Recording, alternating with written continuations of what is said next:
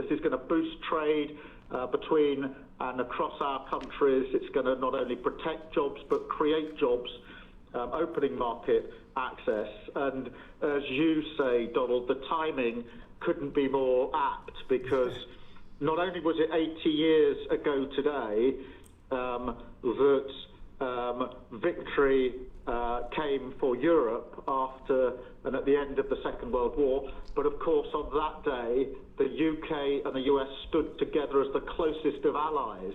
And Donald, I think even down to the hour, because you may or may not know that it was about this time of day, exactly 80 years ago, that Winston Churchill announced victory in Europe, and that led to great celebrations across Europe, across America, but particularly in the United Kingdom. Literally people going out into the street, putting bunting up, going up to the palace. And so to be able to announce this great deal on the same day, 80 years forward, almost at the same hour, and as we were 80 years ago, with the UK and the US standing side by side, I think is incredibly important and makes this truly historic. That close relationship has endured over those 80 years. As you know, Donald, when it comes to defence and security and intelligence sharing, of course, there are no two countries that are closer than our two countries.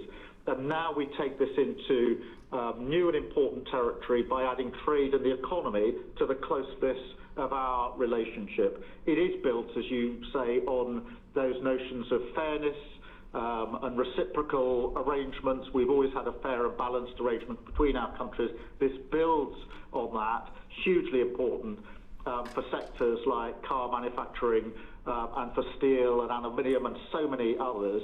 And yes, we can finish hammering out some of the details, but there's a fantastic platform here, including, of course, on the tech side, where I think I'm right in saying we're the only two Western countries with trillion-dollar sectors when it comes to tech.